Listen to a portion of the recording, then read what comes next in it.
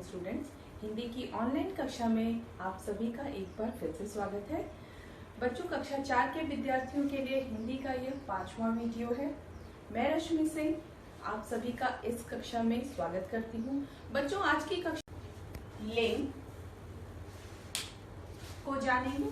लिंग की इस वीडियो में हम पढ़ेंगे लिंग की परिभाषा उदाहरण सहित, लिंग के भेद उदाहरण सहित, क्रियापदों के अनुसार लिंग की पहचान, नित्य स्त्रीलिंग अथवा पुल्लिंग रहने वाले शब्द। तो सबसे पहले हम बात करते हैं लिंग की परिभाषा की। लिंग किसे कहते हैं? किसी भी शब्द को जब किसी के भी बारे में हमें जानना पड़ता है, जानना चाहते हैं, तो हमें सबसे पहले वो उसकी परिभाषा जाननी जरूरी है, उसके बारे में जानना जरूरी है। तो सबसे पहले हम जानेंगे लिंग किसे कहते हैं, लिंग की परिभाषा क्या है। जिस शब्द के जिस रूप से या जिस शब्द से उसके स्त्री या पुरुष जाति के होने का बोध हो, अथवा शब्द के जिस रूप से उसके स्त्री या पुरुष जाति के होने का बोध हो, उसे लिंग कहते हैं। शब्द के जिस रूप से उसके स्त्री या पुरुष जाति के होने का बोध हो, उसे लिंग कहते हैं। जैसे लड़का, लड़की, राजा, रानी। उस शब्द से, राजा शब्द से और लड़का शब्द से हमें पता चल रहा है कि ये पुरुष जाति के हैं, और लड़की शब्द और रानी शब्द से पता चल रहा है कि ये स्त्री जाति की है। ऐसे बहुत सारे उदाहरण हैं। लड़का, राजा, धोबी, धोबी का धोबिन, स्त्रीलिंग रूप, नौकर, नौकरानी, कवि, कवयित्री इत्यादि। ऐसे तो बहुत सारे उदाहरण हैं। दूसरे टॉपिक पे आते हैं, लिंग के भेद। लिंग के दो भेद होते हैं, स्त्रीलिंग और पुल्लिंग। क्रियापदों के अनुसार लिंग की पहचान। तो बच्चों, अब तक हमने जाना लिंग किसे कहते हैं और लिंग के कितने भेद होते हैं। लिंग किसे कहते हैं? जिन शब्द के जिस रूप से स्त्री या पुरुष जाति का बोध हो, उसे लिंग कहते हैं। लिंग के कितने भेद होते हैं? लिंग के दो भेद होते हैं, स्त्रीलिंग अथवा पुल्लिंग। अब आगे हम करेंगे क्रियापदों के अनुसार लिंग की पहचान। तो बच्चों, दादा, दादी, नाना, नानी, कवि, कवयित्री, धोबी, धोबिन, नौकर, नौकरानी, इन शब्दों से पहचान हो जाती है हमें कि ये पुल्लिंग शब्द हैं और ये स्त्रीलिंग शब्द हैं। लेकिन मेरी एक कलम, जैसे कि खिड़की, दरवाजा, ये सारे शब्द हमें ये नहीं बता पा रहे कि ये स्त्रीलिंग है अथवा पुल्लिंग। तो इसका प्रयोग हम क्रिया शब्दों में या वाक्यों में करके, जैसे कि मेरी कलम मेरे हाथ से गिर गई। अब मैंने क्या वाक्य बोला? मेरी कलम मेरे हाथ से गिर गई। अब आप ये बता सकते हैं कि ये कलम शब्द क्या है, स्त्रीलिंग अथवा पुल्लिंग? मैंने गिर गया नहीं बोला, गिर गई बोला, मतलब ये कलम शब्द स्त्रीलिंग है। खिड़की खुली है, दरवाजा खुला है। समझ में आ रहा है अंतर? दरवाजा शब्द क्या है? दरवाजा शब्द पुल्लिंग है, खिड़की शब्द स्त्रीलिंग है। तो ऐसे ही कुछ शब्द जिनको हम क्रियापदों में उनका क्रियापदों के अनुसार हम कुछ शब्दों की पहचान लिंग के स्त्रीलिंग या पुल्लिंग में कर सकते हैं। कुछ ऐसे शब्द हैं, चौथा टॉपिक है हमारा, नित्य स्त्रीलिंग अथवा नित्य पुल्लिंग रहने वाले शब्द। कुछ ऐसे शब्द हैं जो हमेशा ही स्त्रीलिंग रूप में रहते हैं, जिनका प्रयोग हमेशा ही स्त्रीलिंग रूप में होता है।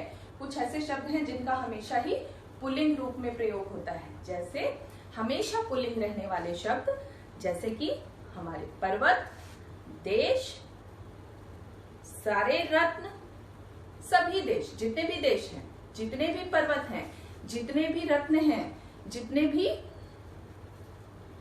ग्रह हैं, जितने भी दिन हैं, महीने हैं, ये सब हमेशा पुल्लिंग ही रूप में रहते हैं। आज सोमवार का दिन है, आज सोमवार की दिन है, हम नहीं बोल सकते, सुनने में भी अच्छा नहीं लगता। आज सोमवार का दिन है, आज मंगलवार का दिन है, तो ये सोमवार का दिन है, क्रिया शब्द में प्रयोग किया हमने। और क्रियापद में प्रयोग करने के अनुसार हमें पता चल गया। पर ये शब्द जैसे कि दिन, महीने, पर्वत, ग्रह, देश, धातु, रत्न, सभी फल, ये हमेशा ही पुल्लिंग रूप में रहते हैं। और हमेशा स्त्रीलिंग रहने वाले शब्द जिनका प्रयोग हमेशा स्त्रीलिंग रूप में होता है वो है हमारी नदियां, भाषाएं, लिपियां और हमारी पुस्तकें, तिथियां, ये हमेशा स्त्रीलिंग रूप में होता है। आज कितनी तारीख है? आज की तारीख क्या है? आज का तारीख गलत, आज की तारीख। एक और चीज बेटा, आप लोग कई बार बोलते हैं या बोलचाल की भाषा में बोल जाते हैं, मेरा गाड़ी आ रहा है, मेरा बस आ गया, मेरी बस आ गई, मेरी गाड़ी आ रही है। ये गाड़ी शब्द जो व्हीकल्स है, गाड़ियां हैं, ये हमेशा स्त्रीलिंग रूप में रहते हैं। ठीक है, अब आगे हम लोग इसकी परिभाषा अपनी कॉपी में लिखेंगे। लिंग किसे कहते हैं, लिंग के कितने भेद हैं और लिंग के कुछ उदाहरण। चलिए शुरू करें। जैसा कि पहले भी आपको बताया गया था कि ये पहला भाग आपको अर्धवार्षिक परीक्षा के लिए पढ़ना है और दूसरा भाग वार्षिक परीक्षा के लिए। तो अभी हम इसकी तैयारी करेंगे, यानी इसका अभ्यास करेंगे। पुल्लिंग, स्त्रीलिंग, ऐसे ही 2 कॉलम आपको अपनी कॉपी में भी बनाने हैं, पुल्लिंग और स्त्रीलिंग के। भाई, बहन, पुजारी, पुजारिन, बूढ़ा, बुढ़िया, शेर, शेरनी, चाचा, चाची, नौकर, नौकरानी, माली, मालिन, आदमी, औरत, पति, पत्नी, सेवक, सेविका, बेटा, बेटी, वर, वधू, चिड़ा, चिड़िया, हाथी, हथिनी, सेठ, सेठानी, गुड्डा, गुड़िया, पुत्र, पुत्री, शिक्षक, शिक्षिका, पुरुष, स्त्री, कवि, कवयित्री, गाय, बैल।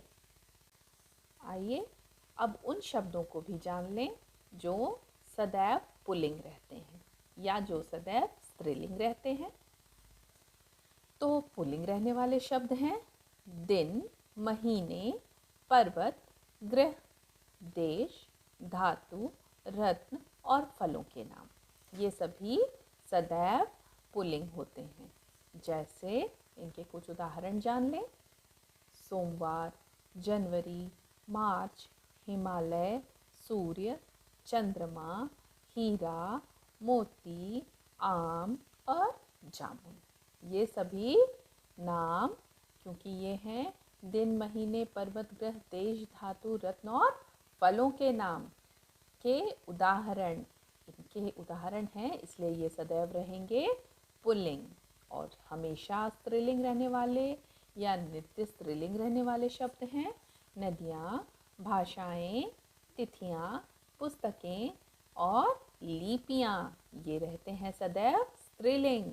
जैसे इनके कुछ उदाहरण: गंगा, हिंदी, एकादशी, रामायण, देवनागरी और सजावट। तो ये सारी चीज़ें रहेंगी, ये सारे शब्द रहेंगे हमेशा स्त्रीलिंग। आइए एक बार फिर से दोहरा लें। स्त्री या पुरुष का बोध कराने वाले शब्दों को कहते हैं लिंग। हिंदी में लिंग के 2 भेद होते हैं, पुल्लिंग और स्त्रीलिंग। पुरुष जाति का बोध कराने वाले शब्दों को कहते हैं पुल्लिंग शब्द और स्त्री जाति का बोध कराने वाले शब्दों को कहते हैं स्त्रीलिंग शब्द। तो ये हो गई सारी हमारी पुनरावृत्ति या पुनराभ्यास। अब आगे बढ़ें। पुस्तकीय अभ्यास। पुस्तकीय अभ्यास तो क्योंकि आपने पहले ही पूरा कर रखा है, तो इसे दोबारा करने की तो आवश्यकता बिल्कुल नहीं है।